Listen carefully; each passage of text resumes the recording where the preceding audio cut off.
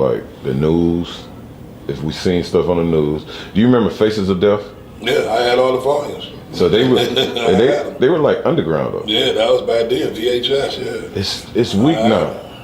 If you look at that stuff compared to what a 3-year-old can see in his hand. Yeah, something you should never be having to see. In his hands. Like we had to find a VCR, try to figure out how to put it on when our parents ain't around. We sneak in the basement, listen to Richard Pryor type. We had to sneak to be exposed to stuff we wasn't. Right. But now? Now it's right there, so you pick your phone up, you can see everything. Right. And that's what I'm saying about. But if you were 14 now, you think you could have still had that same type of household? It wouldn't have been the same. Yeah, I would, because you'd have been on the couch with a tablet. Wouldn't have been as easy.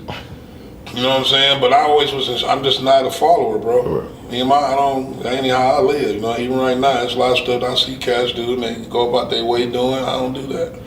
I mean, my grandfather was solid. That's why I say go back to that too, because even though you got these distractions, and we didn't have all them distractions back then, that's when you need that strong person that's still in your head. Like, look, I don't care what's going on over here. Accountability. You're gonna do this, and they mean that. Yeah. Not just kind of letting you go out and blow you into the wind and you figure it out. We didn't do that. Yeah. And like I said, yeah, it's a lot more things, not just distracting the kids, but a lot of parents, to me, they act like they're friends with their kids instead of parents. You can be a friend, but I'm your parent first. Then we can be cool and all that on certain stuff, but I demand certain stuff because you're my child. Yeah. You're a granddaddy now. Yeah, so been a granddaddy, not now, been one. You in the same space your granddaddy was in. Somewhat. And he died young. My grandfather passed at 59. I'm 53. So he never got to meet none of my kids. My grandmother did. My grandfather never met none of them. He died in 86.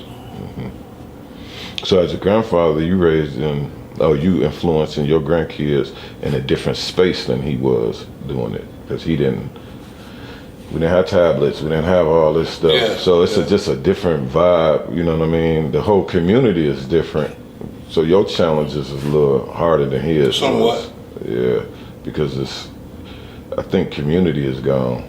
But it's mainly the grandkids and all that, nieces and nephews. Because my youngest 24. Okay. So my kids kind of was raised still with the way I was raised. Technology was better, don't get me wrong.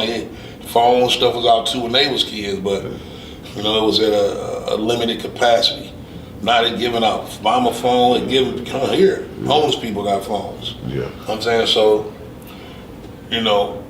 it's harder for you to get this, to put the knowledge in these kids' heads with more distraction than it was then. Because their attention span. Right. Back then it was less distraction, so I agree with you on that. Now it's a little more harder. You got to stay on them a little more extra because, okay, here come this, and here come that, here come this, and here come.